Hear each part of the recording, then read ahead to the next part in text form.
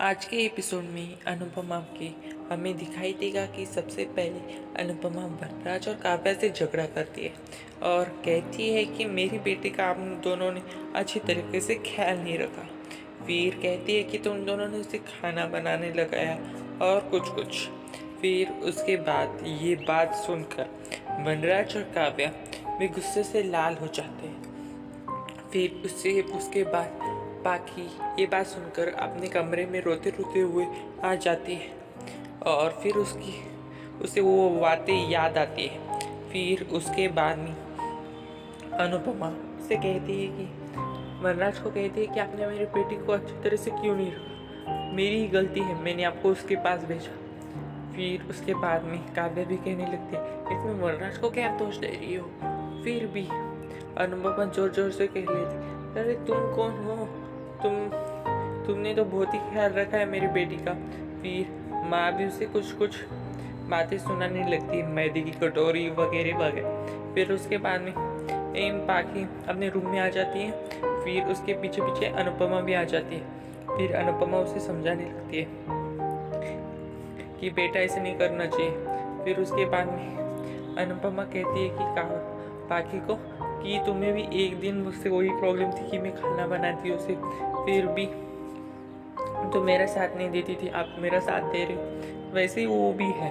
फिर पाखी को अपने पापा की याद आने लगती है। फिर उसके बाद में अनुपमा पाखी को समझाने लगती है कि बेटा ऐसा करना चाहिए, ऐसा नहीं करना चाहिए।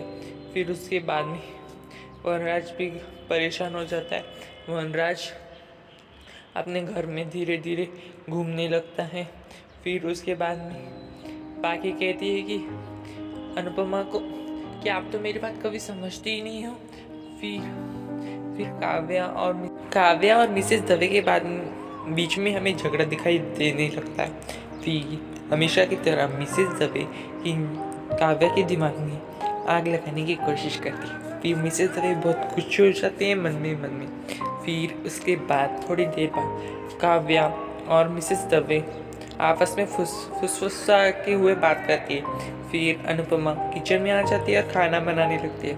फिर खाना बनाने के बाद वो पाखी को रूम में लेके जाती है खाना खिलाने के लिए, लेकिन पाखी चिट्ठी लिखने लगती है और उसे किंजल की बातें याद आती हैं। फिर उसके बाद में पाखी अपना लेटर लिखने लगती है और उसको पूरा फ्लैशबैक हो जाता है।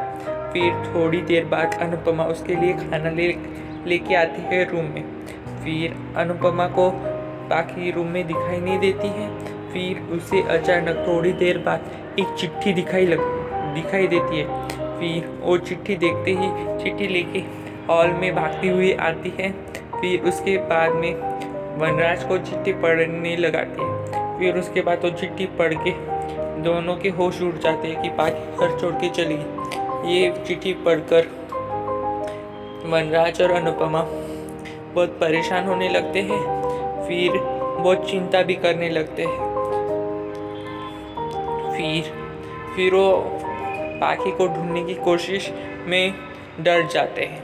ऐसे अपडेट्स पाने के लिए और सीरियल के अपडेट्स पाने के लिए